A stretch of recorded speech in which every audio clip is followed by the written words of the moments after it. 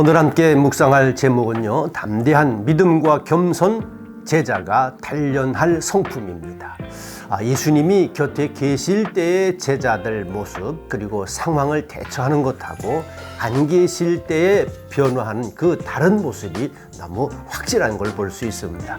우리가 흔히 변화산상의 사건이라고 하는 그날 있었던 사건이 산 밑에 남아있던 제자들이 만났던 난감한 일로 지금 당황해하고 있는 그런 현장입니다.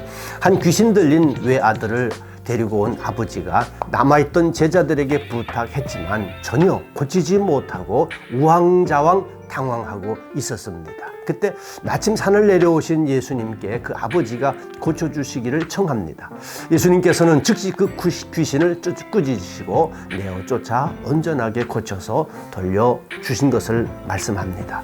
지난 화요일 말씀에는 예수님께서 제자들에게 병자를 고치는 능력을 주셨고 또 그 능력을 제자들은 현장에서 분명하게 사용했었습니다. 그런데 지금은 무슨 상황일까요?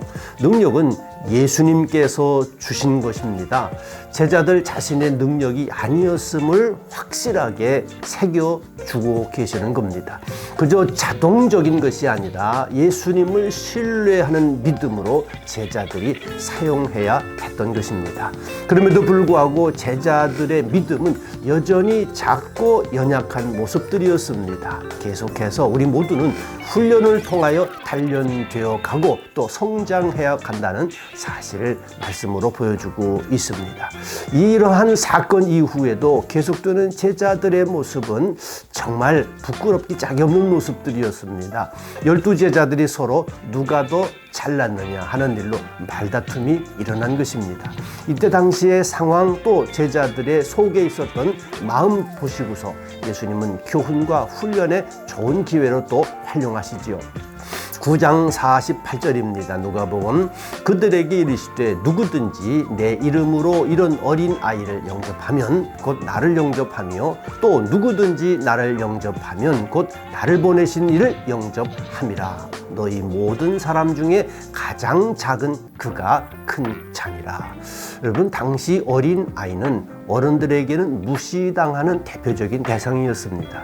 그런데 예수님께서는 이 작은 어린 아이라도 영접하는 태도와 모습을 가지는 사람이 바로 큰 자가 된다고 말씀하시는 것이죠. 즉, 약한 사람들 앞에서도 겸손할 줄 알아야 하는 사람이 바로 강한 사람이 된다고 말씀하고 계십니다.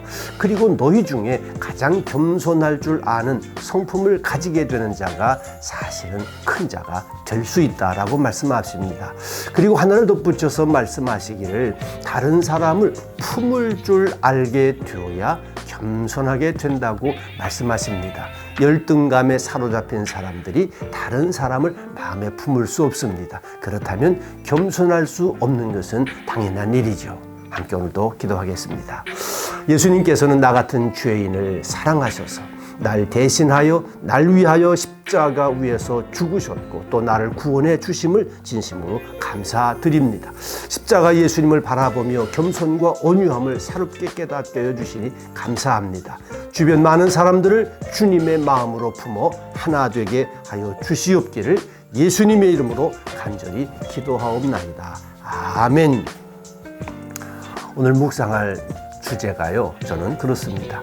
겸손과 사랑을 가장 많이 말하는 교회와 성도들 모습이 있습니다. 그러나 실제로는 교만과 다툼이 가장 많이 일어나는 부끄러운 교회와 성도들의 모습으로 비춰지고 있지 않습니까? 이런 현실에서 나 한 사람, 작은 사람이지만 그러나 오늘 내가 할 수 있는 일이 있을 것입니다. 그 할 수 있는 일은 무엇일까요? 어떤 일일까요?